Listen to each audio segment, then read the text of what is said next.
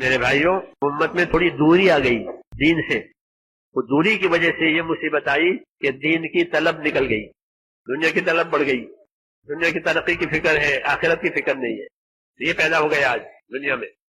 حالانکہ اس علم کا تقاضا یہ ہے کہ لوگوں سے ہمدردی کر کے ان کے لیے راستہ بنایا جائے. لوگ جہالت سے پیش آئیں گے اور اہل علم اخلاق سے پیش آئیں گے تاکہ ان کا ربط ہو جائے.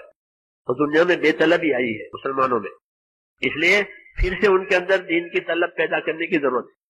یہ تبلیغ کی جو محنت ہے اس کی بڑی غرض و غایت یہی ہے کہ بے طلب لوگوں میں دین کی طلب پیدا کراؤ تاکہ وہ دین پوچھیں، دین سیکھیں، دین لیں. کیونکہ طلب کے بغیر دو گے تو قدر نہیں ہوگی.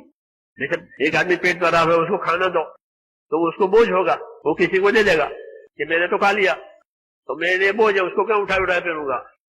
تو بے طلبی سے اگر اسے کوئی چیز دو تو قدر نہیں ہوگی.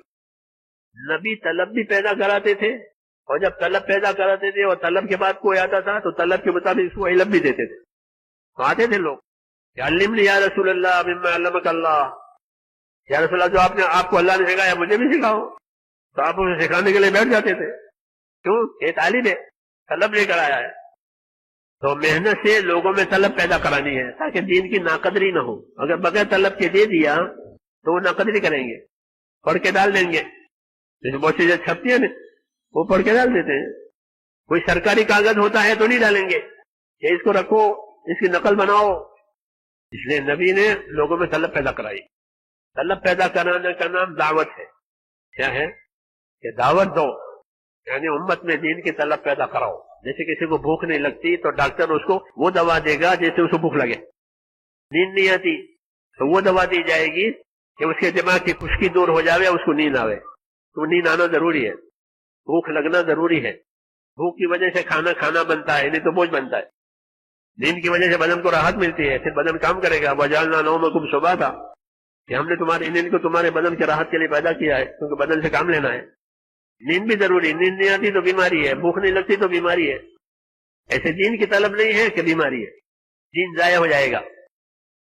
پھر باطل نے آ کر یہ کیا، امت کا اور علماء کا رشتہ توڑوایا. ایک محنت ہوئی ہے دنیا میں کہ عوام الگ اور اہل علم کو الگ کیا، عوام کو بدزن بنایا کہ تم ان کے پیچھے چلو گے تو تمہیں دنیا کی ترقی نہیں ہوگی. وہ تو الحمدللہ ایک عمومی محنت ہوئی ہے تو لوگ جڑے ہیں، ورنہ بڑا مشکل تھا. پہلے لوگ بہت حقارت سے دیکھتے تھے علم کو، طلباء کو. انگریزوں کا دور تھا نا اس وقت، تو ہم لوگ پڑھتے تھے 50 سال پہلے کے بعد. علم کو، طلباء کو بہت حقیر نظر سے دیکھتے تھے، بہت مشکل تھا. اب اللہ تعالیٰ نے وہ ربط پیدا کرا دیا کہ علم کی قدر ہوئی، علماء کی قدر ہوئی. عوام اور علماء بھی عوام کی طرف متوجہ ہوئے، ان کے دلوں میں ہمدردی آئی. ان کی رہبری کرنی ہے، ان کی جہالت دور ہو جاوے، ان کو علم کی روشنی ملے. ان کے دلوں میں ان کی ہمدردی ڈال دی. یہی علم کا حق ہے کہ علم ہمدردی پیدا کرے گا، حسد نہیں پیدا کرے گا. اگر حسد پیدا کرے تو وہ علم وبال ہے، اور ہمدردی پیدا کرے تو وہ علم رہبر ہے، وہ علم رحمت ہے. کہ ہمدردی ہے، کیونکہ نبی کے دل میں ہر ایک کی ہمدردی ہوتی ہے. نبی کے دل میں ہر ایک کی ہمدردی، اپنے دشمن کی بھی ہمدردی. یہ دشمن ہے کہ ہوگا، نبی دشمن ہے اس کا، نبی اس کا دشمن نہیں ہے، وہ نبی کا دشمن ہے. اس لیے حضور صلی اللہ علیہ وسلم کے دشمن تھے قریش، وہ بھی حضور صلی اللہ علیہ وسلم سے نا امید نہیں ہوتے تھے. کوئی مسئلہ تھا، کوئی ضرورت ہوتی تو پیش کرتے تھے، تو ان کی ضرورت پوری کر دیتے تھے. وہ دشمن ہے اور وہ نا امید نہیں ہے. کیوں؟ کہ آپ کو اللہ نے رحمت بنایا، آپ کے دل میں ہمدردی ہے. دشمن نا امید نہیں ہوتے تھے. کیوں؟ کہ یہ علم اسی لیے ہے کہ ہمدردی پیدا کرے، لوگوں کے ساتھ اچھا سلوک پیدا کرے، ان کا حق پہچانے، ان کا حق ادا کرے. تو بے طلبوں میں کام کرنا، اس کو دعوت کہتے ہیں. طلب والوں نے دینا، اس کو تعلیم کہتے ہیں. دونوں ضروری ہے، دونوں نبوت کے شعبے ہیں. نبی دائی بھی ہوتا ہے، نبی معلم بھی ہوتا ہے، نبی مصلح بھی ہوتا ہے.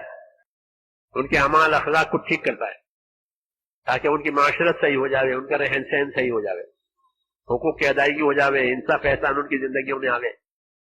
یہی ذمہ داری کہ امت کے اہل علم پر ہے کہ طلب والا آوے تو اسے علم دو، پڑھانا، درس دینا، تحقیق سے پڑھانا. کس سے پڑھانا؟ تحقیق سے، تخمین سے نہیں، تحقیق سے پڑھانا.